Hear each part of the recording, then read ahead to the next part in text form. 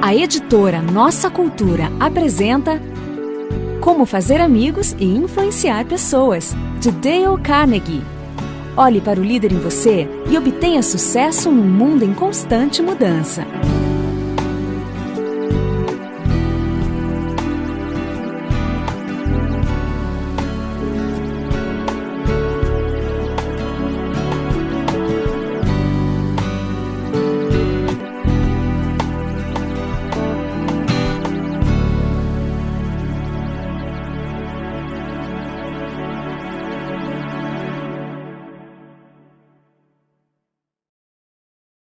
Prefácio.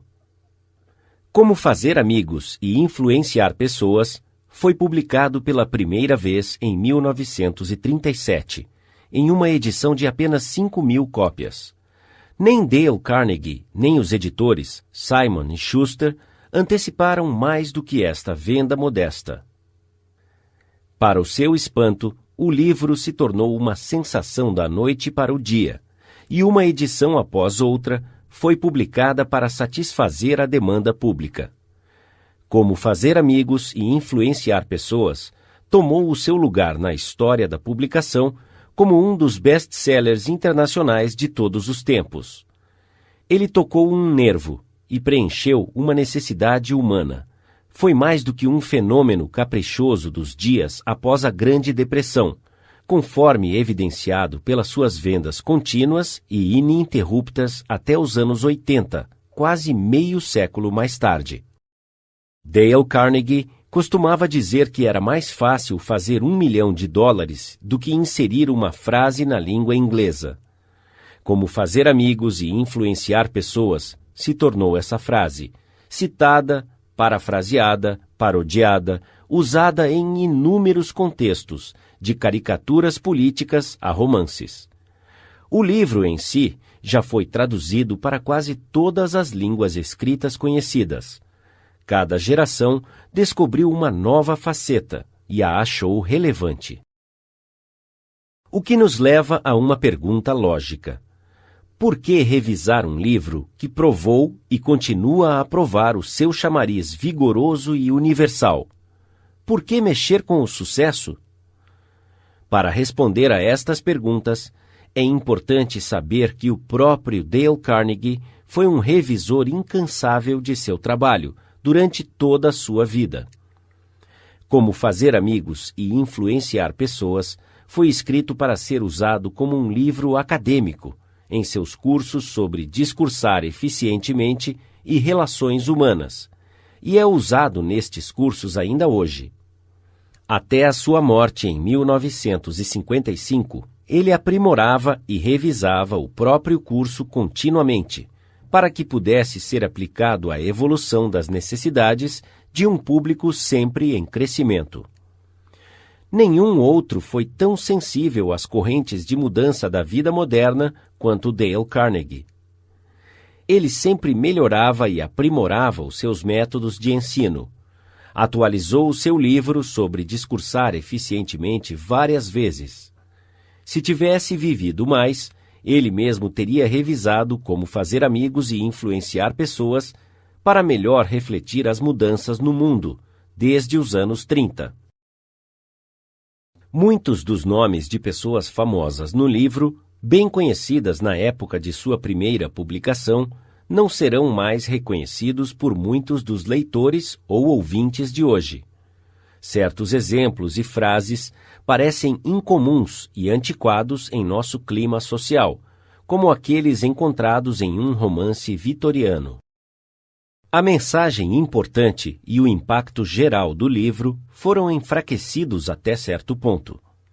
O nosso objetivo, portanto, nesta revisão, é esclarecer e reforçar o livro para o leitor moderno, sem mexer com o conteúdo. Não alteramos o Como Fazer Amigos e Influenciar Pessoas, exceto para remover algumas coisas e acrescentar alguns exemplos contemporâneos. O estilo ousado e jovial de Carnegie está intacto, e até a gíria dos anos 30 continua ali. Dale Carnegie escreveu como ele falava, de forma intensivamente exuberante, coloquial e discursiva. Então, a sua voz ainda fala tão forte como nunca, no livro e em seu trabalho.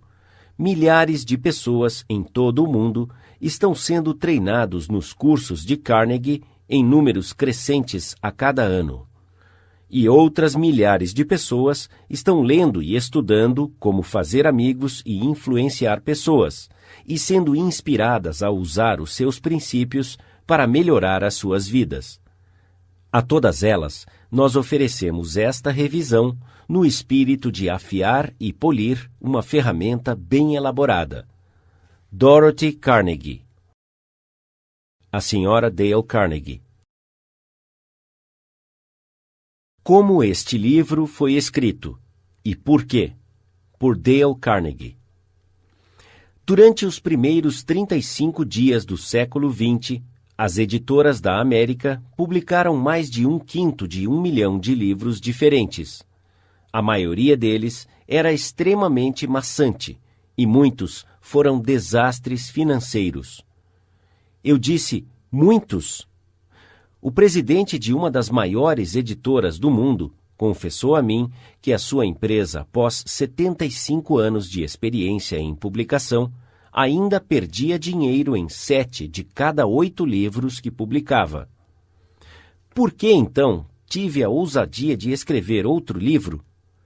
E após tê-lo escrito, por que você deve dar-se ao trabalho de lê-lo ou ouvi-lo?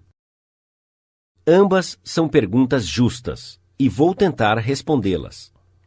Desde 1912, eu ministro cursos a homens e mulheres de negócios e para profissionais em Nova York. Comecei ministrando cursos apenas sobre discursar em público, cursos elaborados para treinar adultos, através da experiência real, a pensarem por si mesmos e expressarem as suas ideias com maior clareza, mais eficiência e mais equilíbrio, em entrevistas de negócios e perante grupos. Mas, gradualmente, com o passar dos anos, eu percebi que, embora precisassem de treinamento para discursar eficientemente, elas precisavam de mais treinamento na arte de se dar bem com as pessoas, nos negócios do dia a dia e nos contatos sociais. Também percebi, gradativamente, que eu também precisava deste treinamento. Quando eu olho para trás, ao longo dos anos, fico estarrecido com a minha frequente falta de fineza e entendimento. Como eu queria que um livro sobre este assunto tivesse sido colocado em minhas mãos 20 anos atrás. Teria sido uma vantagem inestimável. Lidar com pessoas é provavelmente o maior problema que você enfrentará, especialmente se você estiver no ramo de negócios. Sim, isso também é verdade se você for uma dona de casa, um arquiteto ou um engenheiro.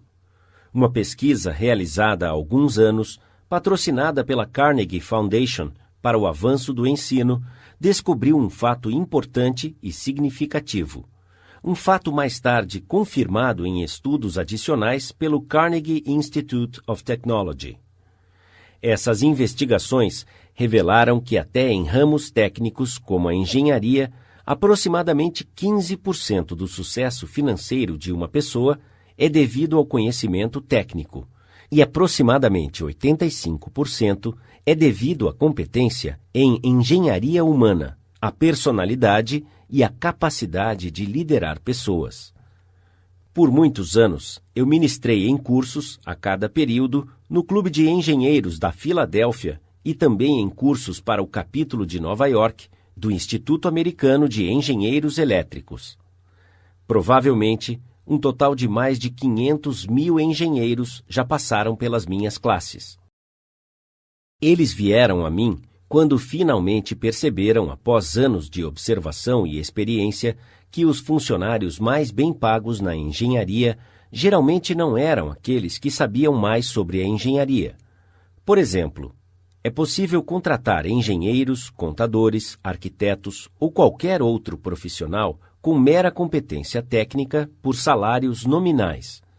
mas a pessoa que possui conhecimento técnico mais a capacidade de expressar ideias, de assumir a liderança e despertar o entusiasmo nas pessoas, essa pessoa tem a possibilidade de ganhos mais elevados. No ápice de sua atividade, John D. Rockefeller disse que a capacidade de lidar com pessoas pode ser adquirida como uma commodity, como o açúcar ou o café.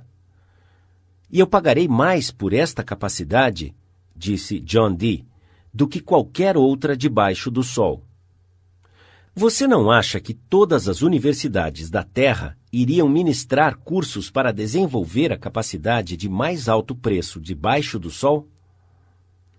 Mas se houver apenas um curso prático de bom senso, do tipo oferecido aos adultos em apenas uma universidade da Terra, eu desconheço até hoje. A Universidade de Chicago e a United YMCA Schools realizaram uma pesquisa para determinar o que os adultos queriam estudar. Esta pesquisa custou $25 mil e levou 2 anos. A última parte da pesquisa foi realizada em Meriden, Connecticut. Ela havia sido escolhida como uma típica cidade americana. Cada adulto em Meriden foi entrevistado e solicitado a responder a 156 perguntas. Perguntas como: qual é o seu negócio ou profissão? Qual é o seu grau de instrução? Como você passa o seu tempo livre? Qual é a sua renda? Quais são os seus passatempos? As suas ambições? Os seus problemas? Que assuntos você estaria interessado em estudar? E assim por diante. Esta pesquisa revelou que a saúde é o primeiro interesse dos adultos, e o seu segundo interesse são pessoas. Como entender e conviver com as pessoas, como fazer as pessoas gostarem de você, e como convencer as pessoas a pensar como você. Então, o comitê que estava realizando a pesquisa resolveu oferecer este curso aos adultos em Meriden. Eles procuraram diligentemente por um livro acadêmico prático sobre o assunto e não encontraram nenhum. Finalmente, abordaram uma das autoridades com excelência em educação para adultos e perguntaram se ele conhecia algum livro que satisfaria as necessidades deste grupo. Não, ele respondeu. Eu sei o que estes adultos querem, mas o livro que eles querem nunca foi escrito. Eu sabia, por experiência, que esta afirmação era verdadeira, porque eu mesmo procurei durante anos por um manual prático e funcional sobre relações humanas. Já que não existia nenhum livro, eu tentei escrever um, para utilizar nos meus cursos. E aqui está. Espero que você goste. Em preparação para este livro, eu li tudo o que pude encontrar sobre o assunto, em colunas de jornal, artigos em revistas, registros do Fórum Familiar, textos de velhos filósofos e novos psicólogos. Além disso, eu contratei um pesquisador para passar 1 ano e meio em várias bibliotecas, lendo tudo que eu havia omitido, passando horas lendo livros espessos e eruditos sobre psicologia, aprofundando-se em centenas de artigos de revistas, procurando, através de inúmeras biografias, verificar como os grandes líderes de todas as idades lidaram com pessoas. Nós lemos as suas biografias. Nós lemos as histórias sobre as vidas de todos os grandes líderes, desde Júlio César a Thomas Edison. Eu me lembro que nós lemos mais de 100 biografias somente de Theodore Roosevelt. Estávamos determinados a não poupar nenhum tempo, nenhuma despesa, para descobrir todas as ideias práticas usadas por qualquer pessoa através dos anos para fazer amigos e influenciar pessoas. Eu, pessoalmente, entrevistei um grande número de pessoas de sucesso, alguns deles famosos mundialmente, inventores, como Marconi e Edison, líderes políticos, como Franklin D. Roosevelt e James Farley, líderes de negócios, como Owen D. Young, artistas de cinema, como Clark Gable e Mary Pickford, e exploradores, como Martin Johnson, para tentar descobrir as técnicas que elas usaram nas relações humanas. Com todo esse material, eu preparei um pequeno discurso. Eu o chamei de Como Fazer Amigos e Influenciar Pessoas. Eu digo curto. No início era curto, mas logo se expandiu para uma palestra que consumiu 1h30. Por vários anos, eu ministrei esta palestra a cada curso para adultos do Carnegie Institute, em Nova York. Eu ministrava a palestra e pedia aos ouvintes que saíssem e a testassem em seus negócios e contatos sociais, e depois que voltassem para a classe e compartilhassem as suas experiências e os resultados que obtiveram. Que dever interessante! Estes homens e mulheres, famintos pelo autodesenvolvimento, estavam fascinados com a ideia de trabalhar em um novo tipo de laboratório, o primeiro e único laboratório de relacionamentos humanos para adultos que já existiu. Este livro não foi escrito no sentido normal da palavra. Foi evoluindo como uma criança se desenvolve. Cresceu e progrediu a partir daquele laboratório, de experiência de milhares de adultos. Há muitos anos, começamos com uma lista de regras impressas em um cartão menor do que um cartão postal. No período seguinte, nós imprimimos um cartão maior, um folheto, e depois uma série de livretos, cada um expandindo em tamanho e escopo. O resultado de 15 anos de experiência e pesquisa foi este livro. As regras que estabelecemos aqui não são meras teorias ou adivinhação. Elas funcionam como mágica. Pode parecer incrível, mas eu vi a aplicação destes princípios literalmente revolucionar as vidas de muitas pessoas. Como ilustração, um homem com 314 funcionários frequentou um destes cursos. Por muitos anos, ele havia ordenado, criticado e condenado seus funcionários sem restrição ou discrição. Gentileza, palavras de elogio e encorajamento eram estranhas aos seus lábios.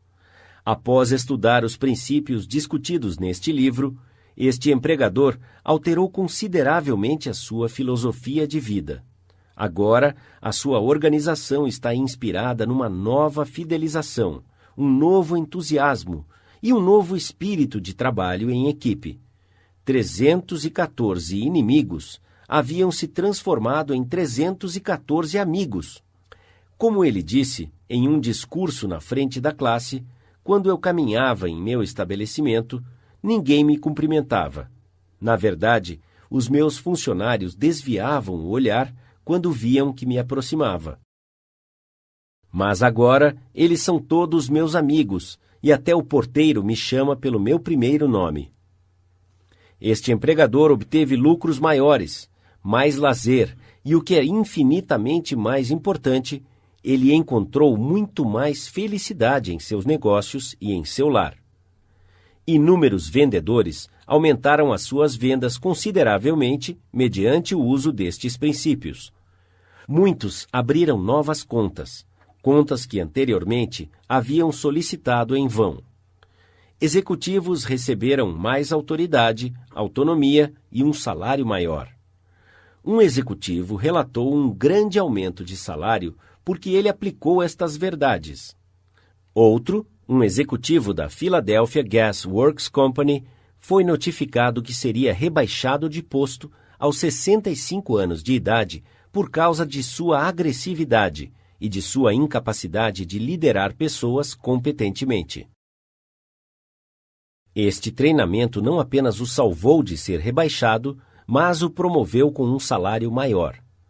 Em inúmeras ocasiões, os cônjuges, convidados ao banquete oferecido no final do curso, me contaram que os seus lares estavam mais felizes desde que as suas esposas ou os seus maridos iniciaram este treinamento. Muitas vezes, as pessoas ficam surpreendidas com os novos resultados que alcançam.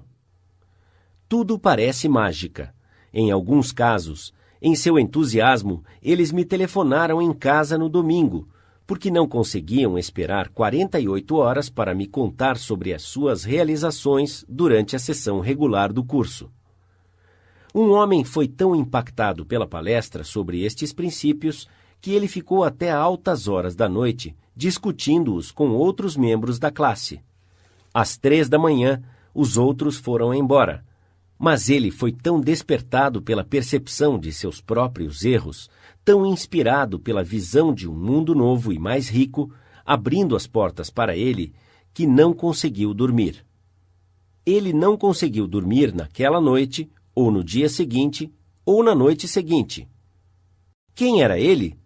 Um indivíduo ingênuo e sem treinamento, pronto a se entusiasmar com qualquer nova teoria que surgia? Não, completamente o oposto. Ele era um marchand muito sofisticado, um homem conhecido na cidade, que falava 3 idiomas fluentemente e que se havia graduado em 2 universidades europeias. Enquanto eu estava escrevendo este capítulo, recebi uma carta de um alemão da velha escola, um aristocrata cujos antepassados haviam servido por gerações como oficiais profissionais do exército sob os Hohenzollerns. A sua carta, escrita de um navio transatlântico a vapor, contava sobre a aplicação destes princípios e quase se erguia como um fervor religioso. Outro homem, um senhor de idade de Nova York, graduado em Harvard, um homem rico e proprietário de uma grande fábrica de tapetes, declarou que havia aprendido mais em 14 semanas de treinamento sobre a arte de influenciar pessoas do que havia aprendido nos seus 4 anos na universidade. É um absurdo? É engraçado? Fantástico! É claro, você tem o privilégio de desprezar esta afirmação com qualquer adjetivo que você quiser. Eu estou meramente relatando, sem comentários, uma declaração feita por um graduado de Harvard, conservador e eminentemente bem-sucedido, em um discurso público para aproximadamente 600 pessoas no Clube Yale de Nova York, na noite de quinta-feira, 23 de fevereiro de 1933. Comparado ao que deveríamos ser, disse o famoso professor William James de Harvard, estamos somente meio acordados. Estamos fazendo uso de apenas uma pequena parte de nossos recursos físicos e mentais. Ampliando esta afirmação, o ser humano, portanto, vive enclausurado dentro dos seus limites. Ele possui poderes de vários tipos que normalmente não usa. Poderes que você normalmente não usa. O objetivo central deste livro é ajudá-lo a descobrir, desenvolver e fazer o melhor proveito de todos estes ativos que estão dormentes e inutilizados. Educação, disse o Dr. John G. Hibben, ex-presidente da Universidade de Princeton, é a capacidade de enfrentar as situações da vida. Se após concluir os 3 primeiros capítulos deste livro, você não estiver um pouco mais equipado para enfrentar as situações da vida, então eu considerarei este livro como um desastre total para você. Porque o grande objetivo da educação, disse Herbert Spencer, não é conhecimento, mas ação. E este é um livro de ação. Dale Carnegie, 1936. 9 sugestões sobre como aproveitar melhor este livro. 1. Se você desejar tirar o maior proveito deste livro, há uma exigência indispensável, um ponto essencial, infinitamente mais importante do que qualquer regra ou técnica. A não ser que você tenha este requisito fundamental, 1000 regras sobre como estudar terão poucos resultados.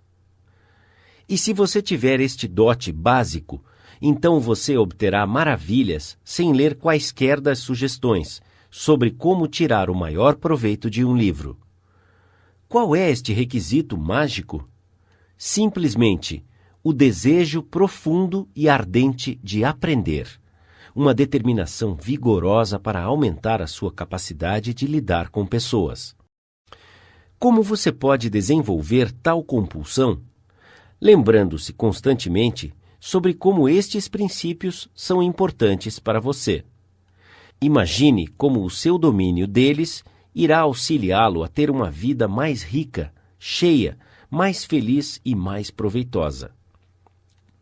Diga a si mesmo várias vezes: a minha popularidade, a minha felicidade e o meu senso de valor dependem, e não pouco, na minha capacidade de lidar com as pessoas. 2. Ouça cada capítulo rapidamente pela primeira vez para que você tenha uma noção do texto. Provavelmente, você será tentado a correr para o próximo, mas não faça isso, a não ser que você esteja ouvindo meramente por lazer. Mas se você estiver ouvindo porque você quer aumentar a sua capacidade em relações humanas, então volte e ouça novamente cada capítulo, minuciosamente. Em longo prazo, isso significa que você poupará tempo e obterá melhores resultados. 3. Pare frequentemente em sua audição para meditar sobre o que está ouvindo. Pergunte a si mesmo sobre como e quando você pode aplicar cada sugestão. 4. Ouça com um bloco de papel, lápis ou caneta à mão. Quando ouvir uma sugestão que acha que pode usar, anote-a. E se for uma sugestão de 4 estrelas, destaque-a com 4 asteriscos. Isso facilitará uma rápida revisão depois. 5. Conheci uma mulher que fora gerente de escritório para uma grande seguradora por 15 anos. Mensalmente, ela lia todos os contratos de seguro que a sua empresa havia emitido naquele mês. Sim, ela lia muitos dos mesmos contratos, mês após mês, ano após ano. Por quê? Porque a experiência havia lhe ensinado que esta era a única forma dela manter as suas provisões claramente em sua mente. Certa vez, passei quase 2 anos escrevendo um livro sobre discursar em público, e ainda sentia que eu precisava voltar a ele de vez em quando para lembrar o que eu havia escrito em meu próprio livro. A rapidez com que nós esquecemos é surpreendente. Então, se você quiser ter um benefício verdadeiro e duradouro deste audiolivro, não é suficiente ouvi-lo uma vez e rapidamente. Após ouvi-lo minuciosamente, você deve passar algumas horas revisando-o todo mês. Guarde-o em sua mesa, na sua frente, todo dia. Dê uma olhada nas anotações ou ouça-o frequentemente. Continue sempre a se impressionar com as ricas possibilidades de desenvolvimento que são iminentes. Lembre-se que o uso destes princípios se tornará habitual somente mediante uma campanha contínua e vigorosa de revisão e aplicação. Não há outro jeito. 6. Bernard Shaw disse certa vez: se você ensinar algo a um homem, ele nunca vai aprender. Shaw estava certo. A aprendizagem é um processo ativo. Nós aprendemos fazendo. Então, se você deseja dominar os princípios que está estudando neste livro, faça algo a respeito. Aplique estas regras sempre que puder. Isso se você não esquecê-las rapidamente. Somente o conhecimento que você usa permanece em sua mente. Você talvez encontre dificuldade em aplicar estas sugestões em todo o tempo. Eu sei porque eu escrevi o livro, e eu ainda encontro dificuldade em aplicar tudo o que eu defendo aqui. Por exemplo, quando você está descontente, é mais fácil criticar e condenar do que tentar entender o ponto de vista da outra pessoa. É mais fácil encontrar uma falha do que elogiar. O normal é falar sobre o que você quer, e não sobre o que a outra pessoa quer, e assim por diante. Então, quando você ouvir este livro, lembre-se que você não está apenas tentando adquirir informações. Você está tentando formar novos hábitos. Ah, sim, você está tentando uma nova forma de vida. Isso exige tempo e persistência, e aplicação diária. Então, consulte este audiolivro frequentemente. Considere-o como um manual de trabalho sobre relações humanas. E sempre que você for confrontado com algum problema específico, tal como lidar com uma criança, convencer o seu cônjuge quanto ao seu modo de pensar ou satisfazer um cliente irritado, hesite em fazer a coisa natural, a coisa impulsiva. Isto normalmente não dá certo. Ao invés disso, consulte este texto e revise as suas anotações. Depois, tente estas novas maneiras e observe a mágica que elas farão por você. 7. Ofereça ao seu cônjuge, seu filho ou algum colega de trabalho 50 centavos ou R$ 1 cada vez que ele ou ela te pegar violando certo princípio. Considere isto como um jogo sobre o domínio destas regras. 8. Certa vez, o presidente de um banco importante de Wall Street descreveu em um discurso na frente de uma das minhas classes um sistema altamente eficiente que ele usava para o autodesenvolvimento. Este homem tinha um pouco de escolaridade formal. Mesmo assim, ele havia se tornado um dos maiores financistas da América e confessou que devia grande parte de seu sucesso à contínua aplicação de seu sistema feito em casa. É isto que ele faz. Vou tentar expressar o que ele disse da melhor forma possível. Durante anos, eu mantenho uma agenda onde se encontram todos os compromissos que tenho durante o dia. A minha família nunca fazia planos para mim nas noites de sábado, porque sabia que eu devotava uma parte da noite de sábado para o processo de iluminação, para a autoanálise, revisão e avaliação. Após o jantar, eu saía sozinho, abria a minha agenda e pensava sobre todas as entrevistas, discussões e reuniões que tive durante a semana. Eu me perguntava: que erros eu cometi desta vez? O que eu fiz certo? E de que forma eu poderia ter melhorado o meu desempenho? Que lições eu posso aprender com esta experiência? Geralmente, descobria que esta revisão semanal me deixava muito infeliz. Frequentemente, eu me surpreendia com as minhas próprias gafes. É claro, com o passar dos anos, essas gafes se tornaram menos frequentes. Às vezes, eu ficava inclinado a me dar um tapinha nas costas, após uma destas sessões. Este sistema de autoanálise, autoeducação continuada, ano após ano, fez mais por mim do que qualquer outra coisa que já tentei. Ajudou-me a melhorar a minha capacidade de tomar decisões e me ajudou grandemente em todos os meus contatos com pessoas. Eu altamente recomendo. Por que não usar um sistema parecido para averiguar a sua aplicação dos princípios discutidos neste livro? Se você assim fizer, você terá 2 resultados. Primeiro, você estará dedicado a um processo educacional que é intrigante e inestimável. Segundo, você descobrirá que a sua capacidade de encontrar e lidar com pessoas irá aumentar consideravelmente. 9. Você deverá manter um caderno no qual você deve registrar as suas vitórias na aplicação destes princípios. Seja específico, insira nomes, datas e resultados. Manter tal registro irá inspirá-lo a se esforçar cada vez mais. E estas anotações vão parecer fascinantes quando você consultá-las em alguma noite daqui a alguns anos. Parte 1. Técnicas fundamentais para lidar com pessoas. 1. Se você quiser colher mel, não chute a colmeia.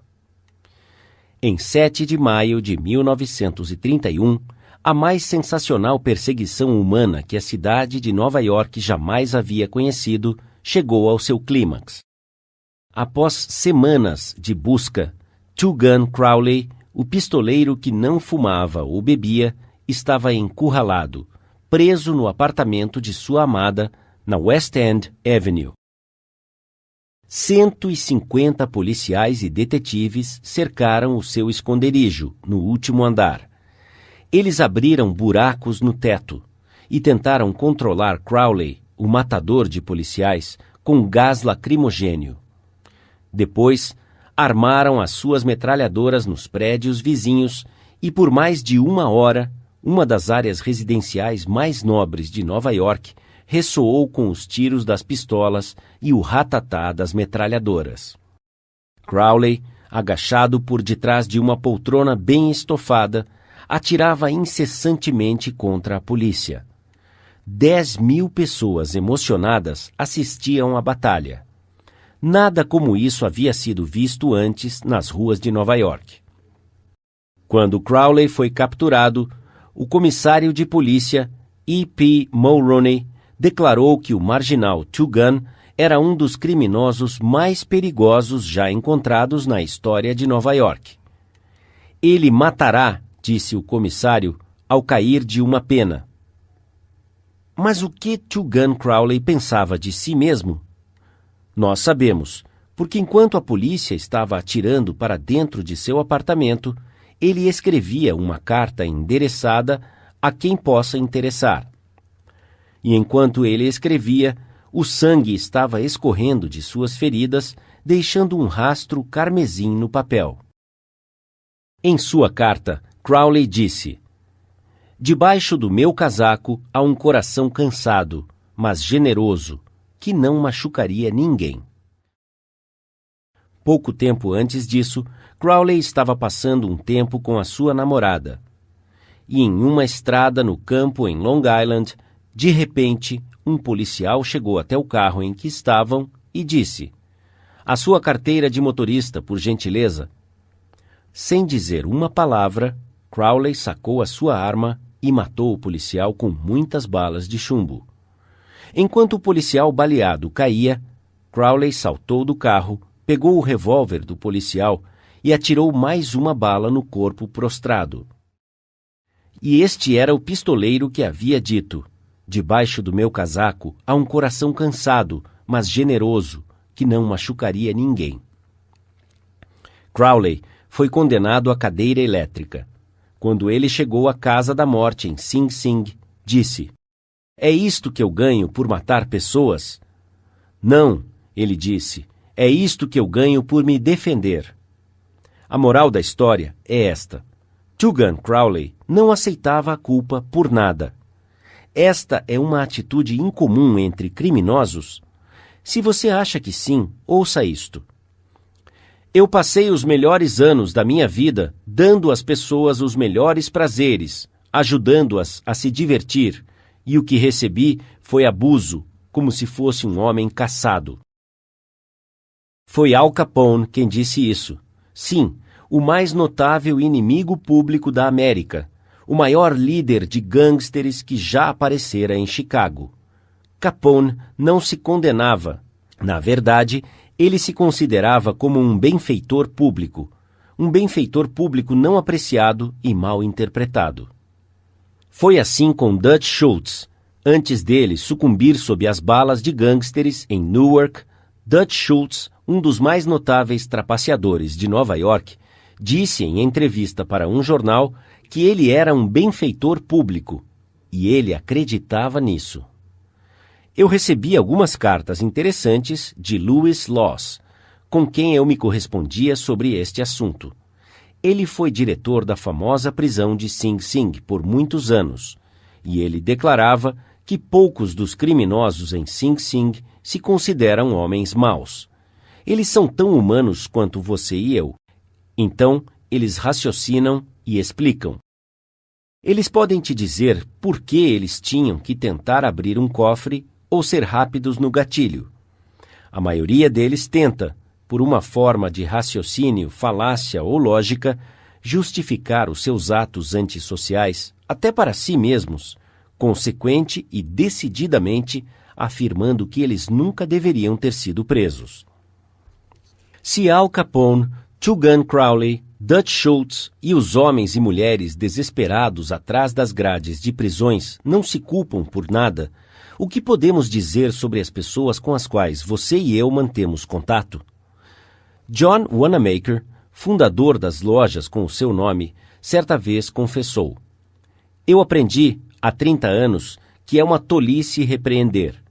Já tenho problemas tentando superar as minhas próprias limitações, sem me preocupar com o fato de que Deus decidiu não distribuir o dom da inteligência justamente. Wanamaker aprendeu esta lição cedo, mas eu, pessoalmente, tive que passar por diversas situações neste mundo antigo por 1/3 de um século antes que eu pudesse perceber que 99 entre 100 vezes as pessoas não se criticam por nada, não importa o quanto podem estar erradas. A crítica é fútil porque ela coloca a pessoa na defensiva e, geralmente, faz com que esta tente se justificar. A crítica é perigosa porque ela fere o orgulho precioso da pessoa, fere o seu senso de importância e desperta o ressentimento. B.F. Skinner, o psicólogo mundialmente famoso, provou através de seus experimentos que um animal, recompensado por bom comportamento, irá aprender muito mais rapidamente e reter o que aprende muito mais eficientemente do que um animal que é punido por mau comportamento. Estudos posteriores demonstraram que o mesmo se aplica aos seres humanos. Através da crítica, não fazemos mudanças duradouras e geralmente isso resulta em ressentimento. Hans Selye, outro grande psicólogo, disse: com a mesma proporção em que nós buscamos a aprovação, tememos a condenação. O ressentimento que a crítica produz pode desmoralizar funcionários, membros da família e amigos, e mesmo assim não irá corrigir a situação que foi condenada. George B. Johnston, de Enid, Oklahoma, é coordenador de segurança para uma empresa de engenharia. Uma de suas responsabilidades é assegurar que os funcionários usem os seus capacetes quando estão trabalhando no campo. Ele reportou que quando se deparava com trabalhadores que não estavam usando os capacetes, os instruía com bastante autoridade sobre o regulamento e reiterava que eles deveriam respeitá-lo. Como resultado, eles até obedeciam, e muitas vezes, após ele afastar-se, os trabalhadores tiravam seus capacetes. Ele decidiu tentar de outra forma. A próxima vez que ele encontrou trabalhadores sem capacete, perguntou se os capacetes eram desconfortáveis ou se não cabiam direito. Então, ele lembrava os homens em um tom amigável que o capacete foi projetado para protegê-los de acidentes e sugeriu que sempre fosse usado quando estivessem trabalhando. O resultado foi o aumento de conformidade com o regulamento e nenhum ressentimento ou quaisquer distúrbios emocionais. Você encontrará muitos exemplos da futilidade da crítica em milhares de páginas da história. Tome, por exemplo, a famosa briga entre Theodore Roosevelt e o presidente Taft, uma disputa que dividiu o Partido Republicano, colocou Woodrow Wilson na Casa Branca e escreveu linhas luminosas em negrito que atravessaram a Primeira Guerra Mundial e alteraram o curso da história. Vamos revisar os fatos rapidamente. Quando Theodore Roosevelt saiu da Casa Branca em 1908, ele apoiou Taft, que fora eleito presidente. Depois, Theodore Roosevelt foi para a África para caçar leões. Quando retornou, ele se enfureceu. Ele denunciou Taft pelo seu conservadorismo, tentou garantir a nomeação para o seu terceiro mandato, formou o partido Bull Moose e fez tudo para extinguir o Grand Old Party, o Partido Republicano. Na eleição que se seguiu, William Howard Taft e o Partido Republicano contaram apenas com 2 estados, Vermont e Utah, a pior derrota que um partido já conhecera. Theodore Roosevelt culpou Taft, mas o presidente Taft se culpou? É claro que não. Com lágrimas em seus olhos, Taft disse: "Não vejo como eu poderia ter feito de outra forma." Quem foi o culpado? Roosevelt ou Taft? Francamente, eu não sei, e nem me importo. O ponto que estou querendo enfatizar é que toda a crítica de Theodore Roosevelt não conseguiu convencer Taft de que ele estava errado. Ela meramente fez com que Taft tentasse se justificar e a reiterar com lágrimas nos olhos: "Não vejo como eu poderia ter feito de outra forma." Ou tome o escândalo de petróleo da Teapot Dome Oil. Por causa disso, os jornais ficavam ligando indignados no início da década de 1920. Ele chocou a nação. Nada parecido havia acontecido na vida pública americana que alguém pudesse lembrar. Aqui estão os fatos concretos do escândalo. Albert B. Fall, secretário do Interior no gabinete de Harding, fora incumbido do leasing das reservas de petróleo da Elk Hill e Teapot Dome, reservas de petróleo que haviam sido postas de lado para serem utilizadas futuramente pela Marinha. O secretário Fall permitiu a licitação pública? Que nada. Ele entregou o contrato grande e lucrativo diretamente ao seu amigo Edward L. Doheny. E o que Doheny fez? Ele deu ao secretário o que ele, com satisfação, chamou de um empréstimo de $100 mil. Então, de forma arbitrária, o secretário Fall ordenou que fuzileiros navais dos Estados Unidos entrassem no distrito para expulsar os concorrentes cujos poços adjacentes estavam extraindo petróleo das reservas da Elk Hill. Esses concorrentes, expulsos de suas terras à força, com o uso de armas e baionetas, correram para a justiça e expuseram o escândalo da Teapot Dome.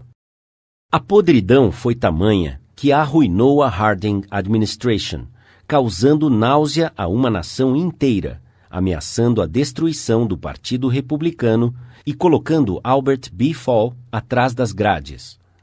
Fall foi cruelmente condenado, como poucos homens na vida pública já foram condenados. Ele se arrependeu? Nunca. Anos mais tarde, Herbert Hoover deu a entender em um discurso público que a morte do presidente Harding havia sido devido à preocupação e ansiedade mental, porque um amigo o havia traído. Quando a senhora Fall ouviu isso, ela pulou de sua poltrona, chorou. Ela fazia sinais com seus punhos contra o destino e gritou: "O quê? Harding traído por Fall? Não! O meu marido nunca traiu ninguém. Esta casa cheia de ouro não tentaria o meu marido a fazer algo errado. Ele é quem foi traído e levado ao Calvário e crucificado." Aí está, a natureza humana em ação. Malfeitores culpando todos, menos a si mesmos. Todos nós somos assim. Então, quando você e eu formos tentados a criticar alguém amanhã, lembre-se de Al Capone, Tugan Crowley e Albert Fall. Devemos nos lembrar que críticas são como pombos-correio. Eles sempre voltam para casa. Lembre-se que a pessoa que vamos corrigir e condenar provavelmente irá se justificar, e nós é que seremos condenados. Ou como o sutil Taft diria: "Eu não vejo como eu poderia ter feito de outra forma." Na manhã de 15 de abril de 1865, Abraham Lincoln estava em seu leito de morte em um quarto de pensão barato, diretamente em frente ao Teatro Ford, onde John Wilkes Booth havia atirado nele.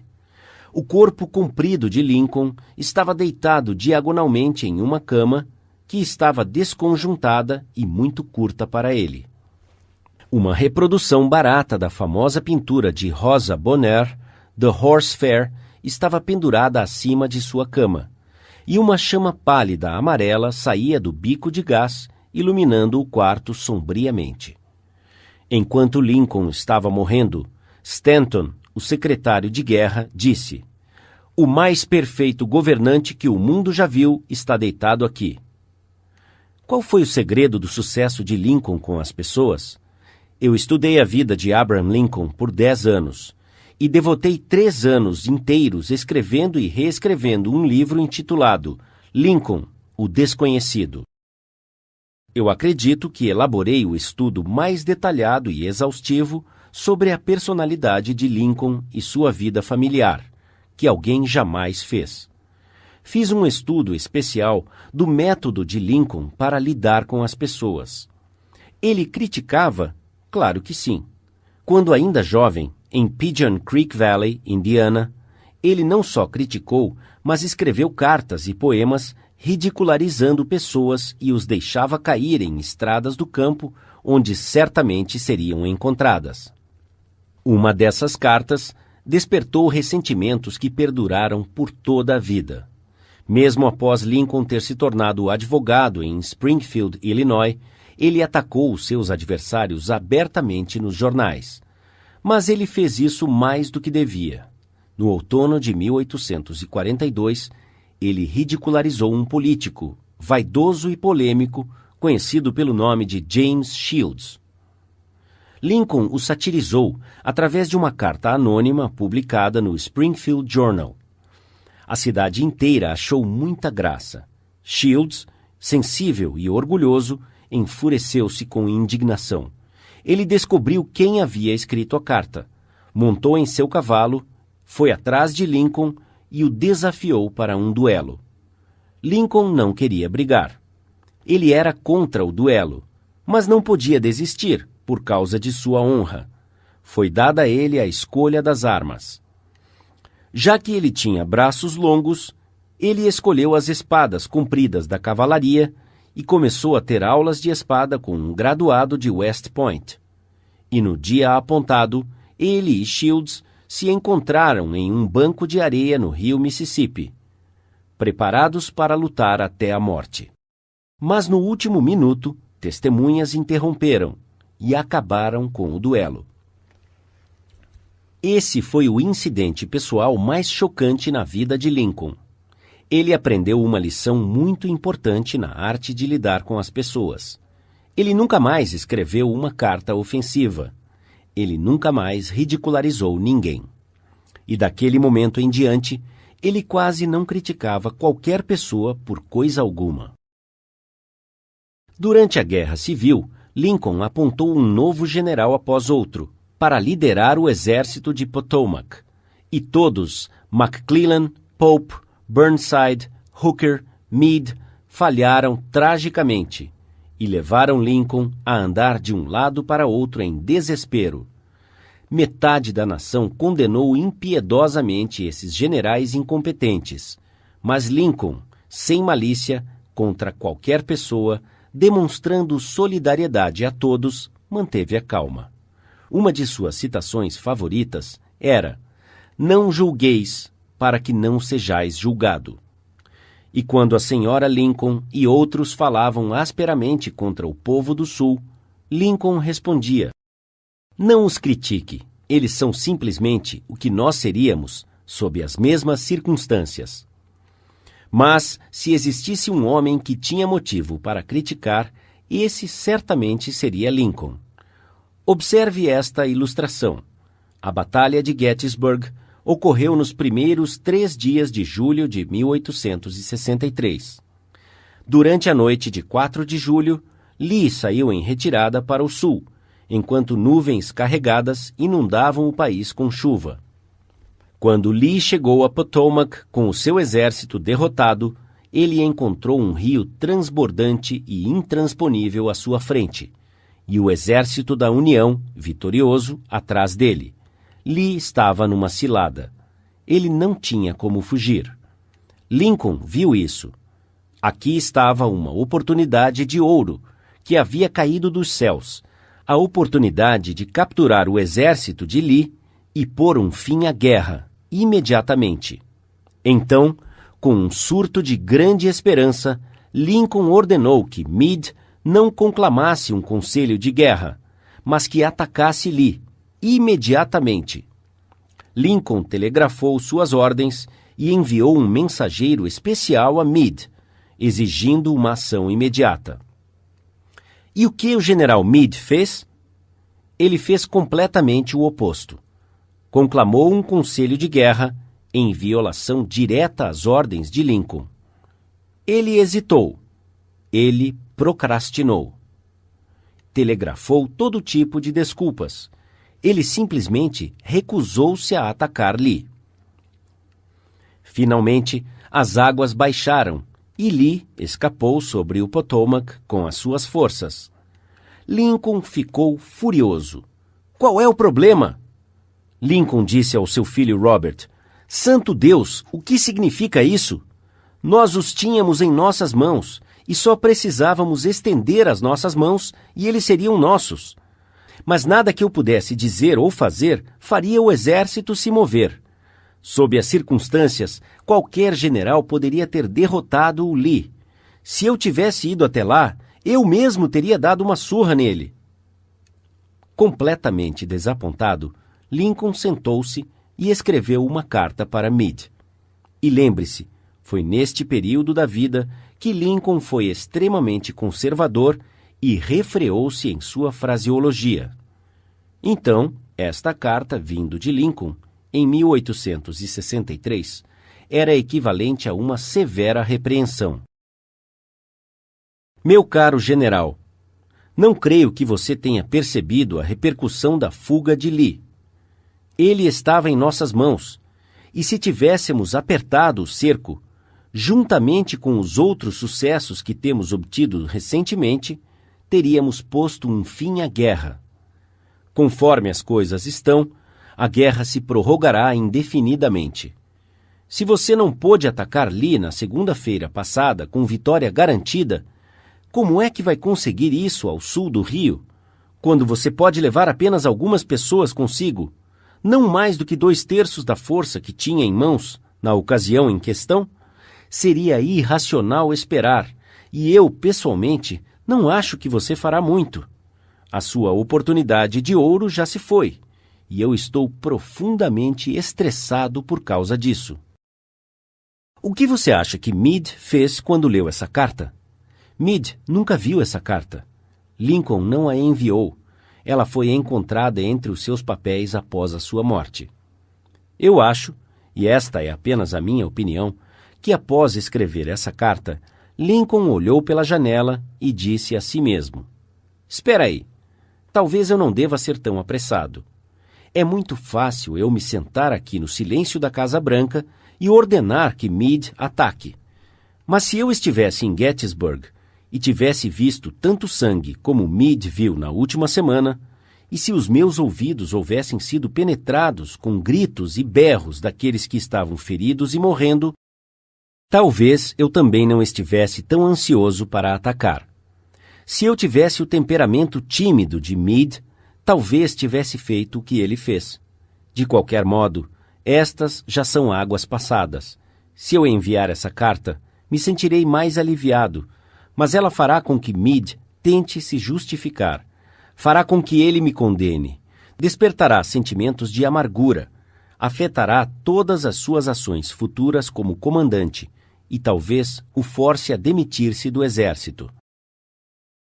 Então, como eu já disse, Lincoln pôs a carta de lado porque ele havia aprendido através de uma dura experiência que críticas e repreensões ásperas quase sempre terminam em futilidade.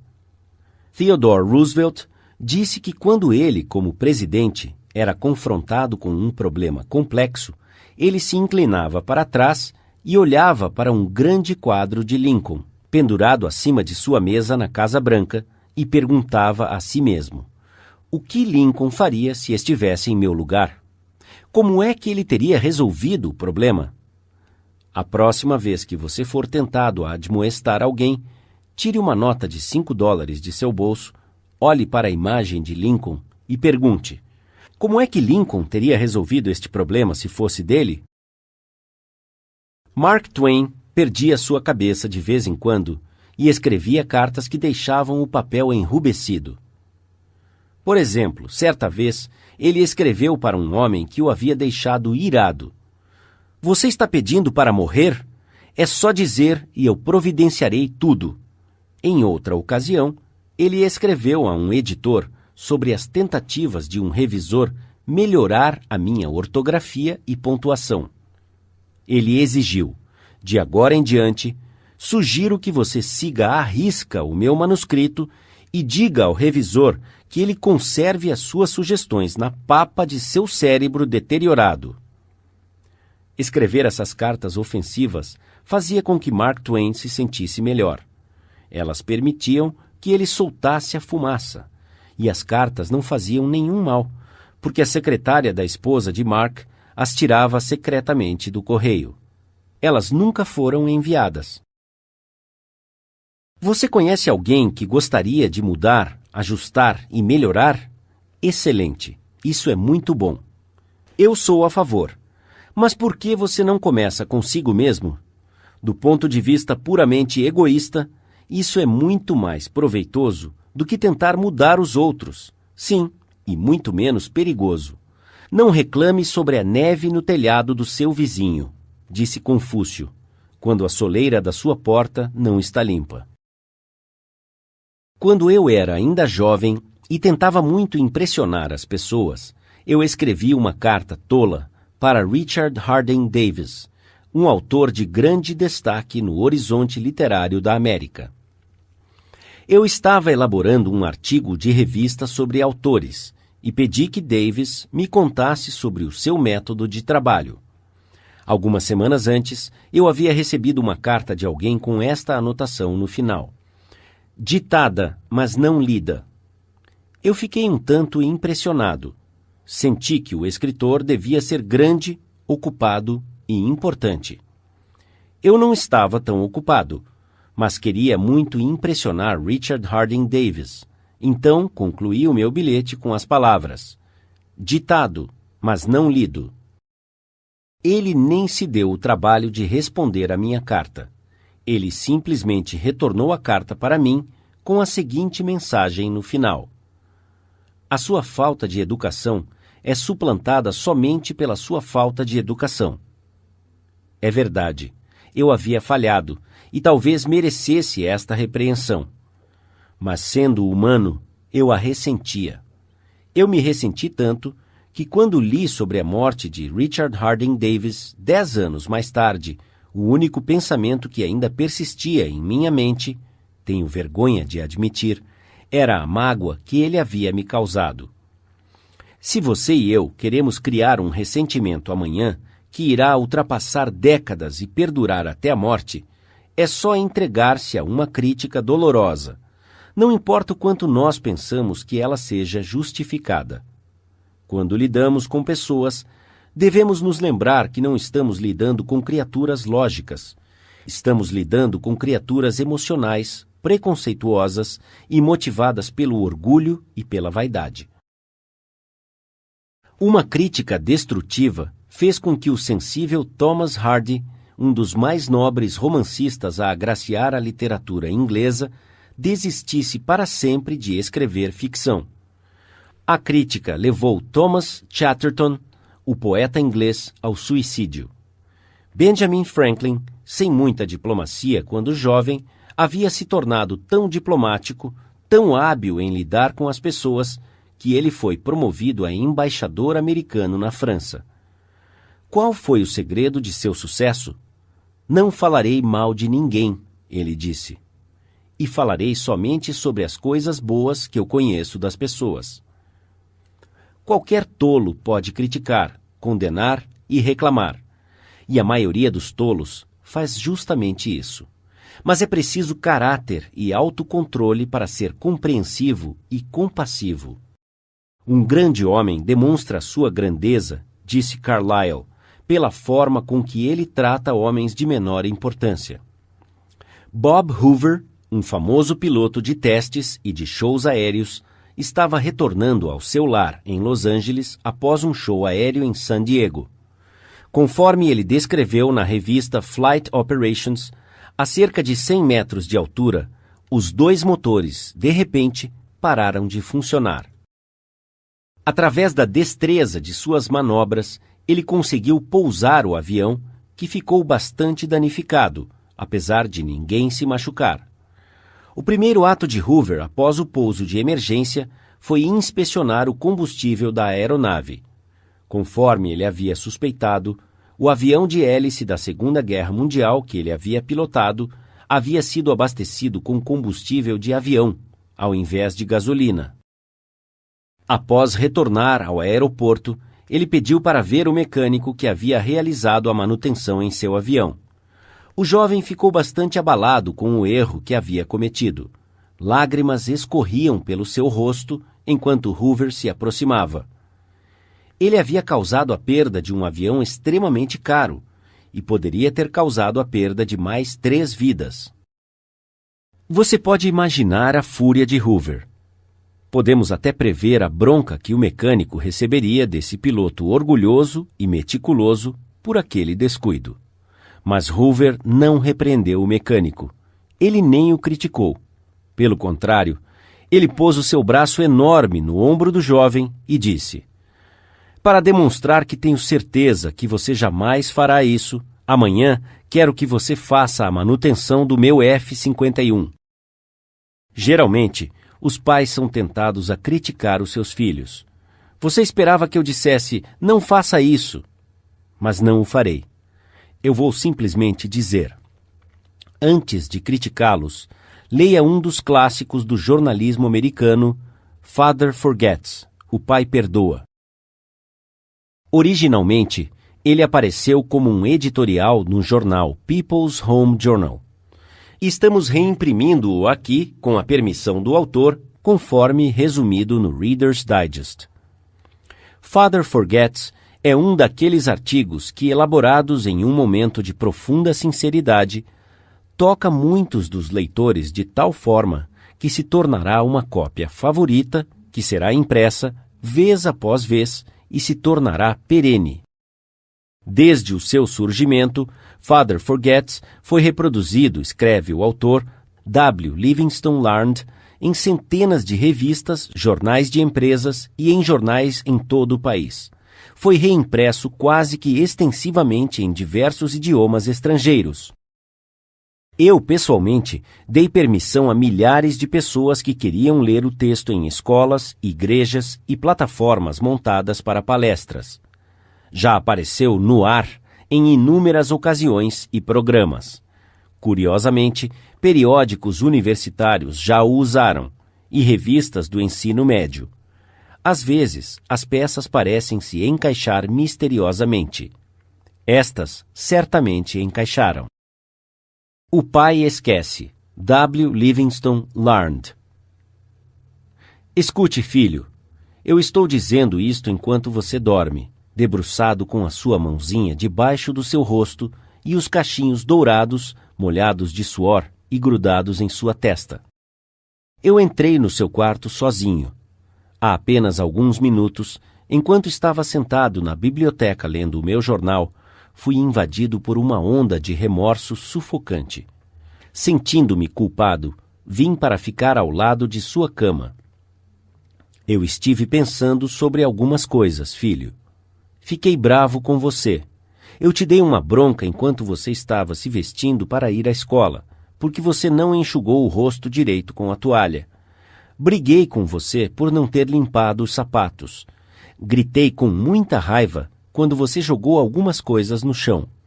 No café da manhã, também fiquei irritado. Você derramou algumas coisas. Você engoliu a sua comida. Você colocou os cotovelos sobre a mesa. Você colocou muita manteiga em seu pão.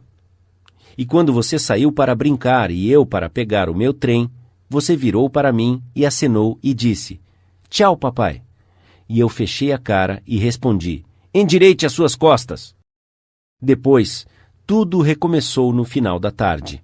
Enquanto eu subia a rua, vi você ajoelhado brincando com bolinhas de gude. Havia buracos em suas meias.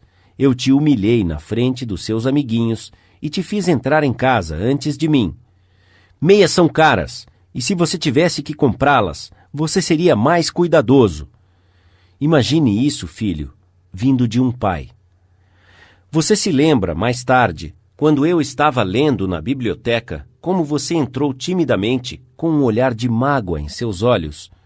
Quando olhei por cima do meu jornal, incomodado com a interrupção, você hesitou à porta. "O que você quer?"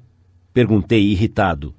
Você não disse nada, mas correu e atirou-se ao redor de meu pescoço e beijou-me, e os seus pequenos braços apertavam com o afeto que Deus havia colocado em seu coração e que nem a negligência poderia apagar. E então você sumiu, subindo os degraus da escada. Bem, filho, foi logo depois que o jornal escapou das minhas mãos, e um medo terrível tomou conta de mim. O que o hábito estava fazendo comigo? O hábito de encontrar falhas, de repreender. Esta foi a minha recompensa a você por ser menino. Não é que eu não te amava, é que eu esperava muito da juventude. Eu estava te medindo com a mesma medida com que fui medido na minha vida. E havia tanta beleza, bondade e verdade em seu caráter. O seu pequeno coração era tão grande quanto o sol amanhecendo por sobre as colinas extensas. Você demonstrou isso pelo seu impulso espontâneo de entrar correndo e me dar um beijo de boa noite. Nada mais importa hoje à noite, filho. Eu vim ao lado de sua cama no escuro e me ajoelhei ali, envergonhado. É uma tentativa um tanto inútil de arrependimento. Eu sei que você não compreenderia essas coisas se eu te contasse enquanto você estivesse acordado. Mas amanhã eu serei um pai de verdade. Serei o seu amigo. Sofrerei quando estiver sofrendo. Darei risada quando você rir. Morderei a minha língua quando vierem as palavras de impaciência. Continuarei a repetir as palavras como um ritual. Ele é apenas um menino, um menininho. Infelizmente, eu te vi como homem. Mas, filho, agora, quando te vejo debruçado e cansado em seu berço, eu entendo que você ainda é um bebê. Ontem você estava nos braços de sua mãe, a cabeça em seu ombro. Eu fui muito, mas muito exigente. Ao invés de condenar as pessoas, vamos tentar compreendê-las. Vamos tentar descobrir por que elas agem da forma que agem. Isso é mais lucrativo e intrigante do que a crítica. E gera empatia, tolerância e bondade. Conhecer tudo significa perdoar tudo. De acordo com o Dr. Johnson, o próprio Deus não propôs julgar o homem até o final dos tempos. Por que você e eu o julgamos? Princípio 1. Não critique, condene ou reclame. 2. O grande segredo sobre como lidar com as pessoas. Só há uma forma debaixo do céu para conseguir que alguém faça algo. Você já parou para pensar nisso? Sim, apenas uma forma. E isso é fazer a outra pessoa querer fazer isso. Lembre-se, não há outra forma. É claro, você pode fazer alguém te dar o seu relógio apontando uma arma em suas costas. Você pode fazer os seus funcionários cooperarem, até você virar as costas, ameaçando-os com a demissão. Você pode fazer uma criança te obedecer com uma cinta ou uma ameaça. Mas esses métodos cruéis têm repercussões profundamente indesejadas. A única forma de eu conseguir com que você faça algo é dando a você o que você quer. O que é que você quer? Sigmund Freud disse que tudo o que eu e você fazemos acontece por dois motivos: o desejo sexual e o desejo de ser grande. John Dewey, um dos filósofos mais profundos da América, explicou isso um pouco diferente. Dr. Dewey disse que o desejo mais profundo da natureza humana é o desejo de ser importante. Lembre-se desta frase: o desejo de ser importante. Ela é significativa. Você vai ouvir muito sobre isso neste livro. O que você quer? Não muitas coisas, mas você anseia pelas poucas coisas que você deseja, e essas não lhe serão negadas.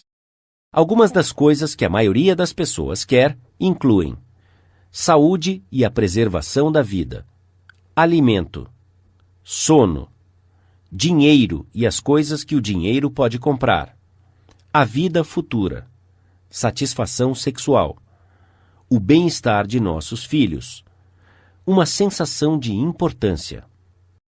Quase todos estes desejos geralmente são satisfeitos, todos com exceção de um deles. Mas há um desejo quase tão profundo, quase tão necessário, quanto o desejo do alimento ou do sono, que raramente é satisfeito. É o que Freud chama de o desejo de ser grande. É o que Dewey chama de o desejo de ser importante.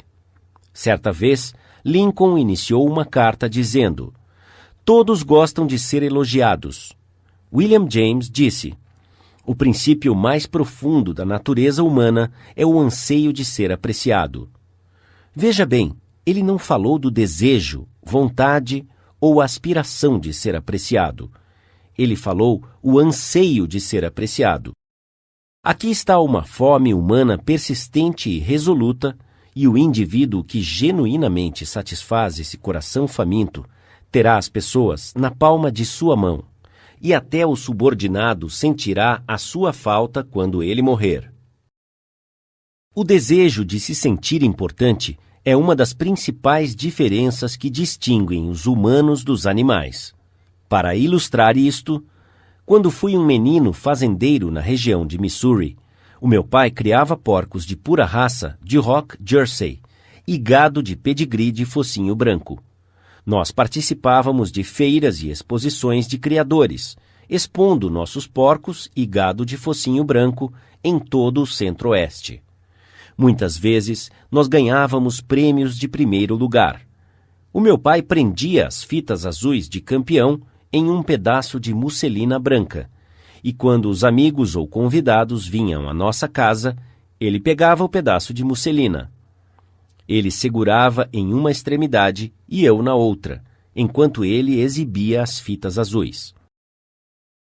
Os porcos não se importavam com as fitas que ganhavam, mas o meu pai sim.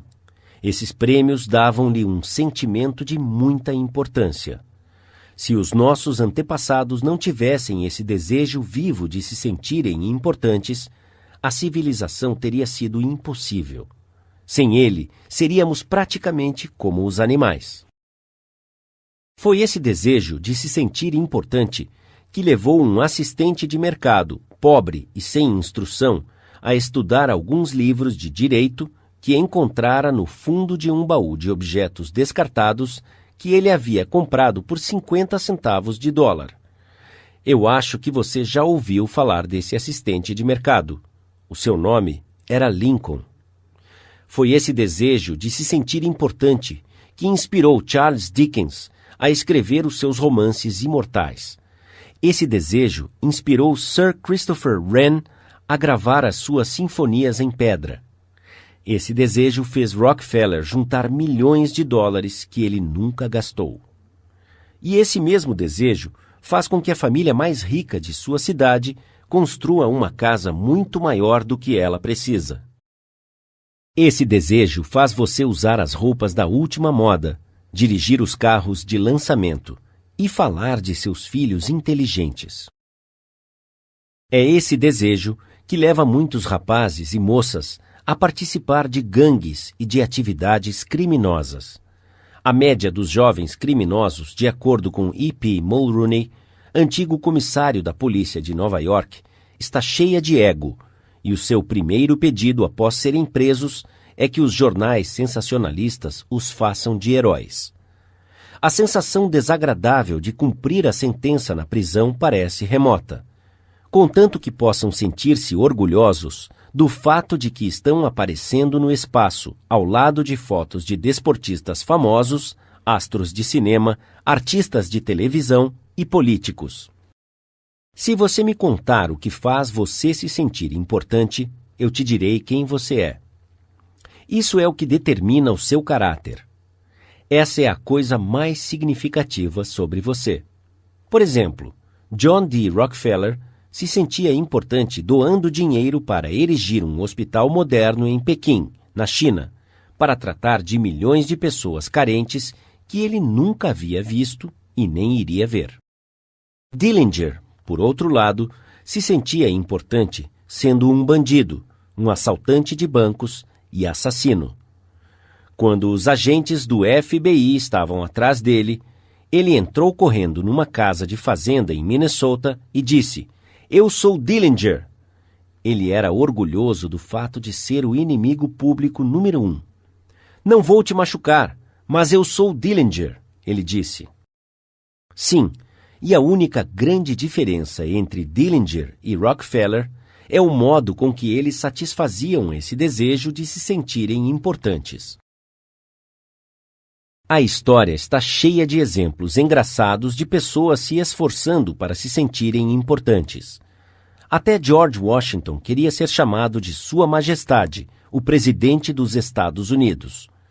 E Colombo pleiteou o título de Almirante do Oceano e Vice-Rei da Índia. Catarina, a Grande, recusou-se a abrir cartas que não estivessem endereçadas à Sua Majestade Imperial. E a Sra. Lincoln, na Casa Branca, virou-se para a Sra. Grant como uma tigresa e gritou: "Como ousa se sentar na minha presença sem que eu tenha te convidado?" Os nossos milionários ajudaram a financiar a expedição do almirante Byrd à Antártica em 1928, com o entendimento de que as grandes montanhas de gelo seriam batizadas com os seus nomes. E Victor Hugo aspirou a nada menos do que ter a cidade de Paris renomeada em sua honra. Até Shakespeare, o grande entre os poderosos, tentou aumentar o Fausto de seu nome, buscando um brasão para a sua família. Às vezes, as pessoas se tornam inválidas para conquistar a solidariedade e atenção, para se sentirem importantes. Por exemplo, a senhora McKinley. Ela se sentia importante quando ela forçava o seu marido, o presidente dos Estados Unidos, a negligenciar assuntos importantes do Estado, enquanto ele deitava na cama ao seu lado, abraçando-a e ninando-a para dormir. Ela alimentou o seu desejo persistente por atenção, insistindo que ele permanecesse ao seu lado, enquanto tratava os dentes e, certa vez, criou um caso quando ele a deixou no dentista sozinha para comparecer ao seu compromisso com John Hay, o seu secretário de Estado. Certo dia, a escritora Mary Roberts Rinehart me contou sobre uma jovem brilhante e vigorosa que havia se tornado uma inválida para que se sentisse importante. Um dia, disse a senhora Rinehart, esta senhora foi obrigada a enfrentar algo, talvez a sua idade. Os anos solitários estavam se estendendo à sua frente e havia pouco que ela pudesse antecipar. Ela ficou acamada, e por 10 anos a sua velha mãe subiu e desceu ao 3º andar, carregando bandejas e cuidando dela. Então, um dia, a velha mãe, cansada de tanto trabalhar, deitou-se e faleceu. Por algumas semanas, a inválida ficou abandonada. Então, ela levantou-se, vestiu-se e voltou às suas atividades normais. Algumas autoridades declaram que as pessoas podem realmente ficar insanas para tentar encontrar no mundo de fantasia da insanidade o sentimento de importância que lhe foi negado no mundo duro da realidade. Há mais pacientes sofrendo de doenças mentais nos Estados Unidos do que todas as outras doenças combinadas. Qual é a causa dessa insanidade? Ninguém pode responder a pergunta tão abrangente, mas sabemos que certas doenças, como sífilis, atacam e destroem as células do cérebro e resultam na insanidade. De fato, cerca de metade de todas as doenças mentais podem ser atribuídas a causas físicas, como lesões cerebrais, álcool, toxinas e acidentes. Mas a outra metade, e esta é a parte triste da história, a outra metade das pessoas aparentemente não apresenta nenhuma deficiência orgânica em suas células cerebrais. Em exames post-mortem, quando os tecidos cerebrais são examinados sob microscópios da mais alta potência, esses tecidos se apresentam tão saudáveis quanto os seus e os meus. Por que as pessoas ficam loucas? Eu fiz essa pergunta ao médico responsável por um de nossos hospitais psiquiátricos mais importantes.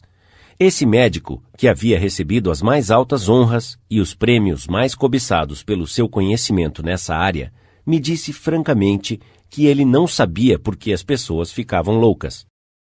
Ninguém sabe ao certo, mas ele disse que muitas pessoas que ficam loucas encontram na insanidade um sentimento de importância porque não conseguiram isso no mundo da realidade. Depois, ele me contou esta história. Tenho uma paciente agora cujo casamento foi uma tragédia. Ela queria amor, satisfação sexual, filhos e prestígio social, mas a vida destruiu todas as suas esperanças. O seu marido não a amava. Ele recusou-se até a comer com ela e a forçou a servir as refeições em seu quarto no andar de cima. Ela não teve filhos e nenhuma posição social. Ela ficou louca, e na sua imaginação, ela pediu o divórcio do marido e retomou o seu nome de solteira. Agora, ela acredita estar casada com um aristocrata britânico e insiste em ser chamada de Lady Smith. E quanto aos filhos, ela imagina que agora ela tem um novo filho a cada noite. Cada vez que vou visitá-la, ela me diz: "Doutor, tive um filho ontem à noite." A vida acabou de vez com todos os seus barcos de sonhos, nas rochas ásperas da realidade. Mas nas ilhas ensolaradas e fantásticas da insanidade, todos os seus barcos à vela correm para o porto, com os ventos assobiando por entre os seus mastros. Trágico? Realmente eu não sei. O seu médico me disse: se eu pudesse esticar a mão e restaurar a sua sanidade mental, eu não o faria. Ela está mais feliz agora do jeito que está. Se algumas pessoas estão com tamanha fome por se sentirem importantes, ao ponto de ficarem loucas para consegui-lo, imagine que milagre você e eu conseguiremos dando às pessoas uma apreciação honesta deste lado da insanidade.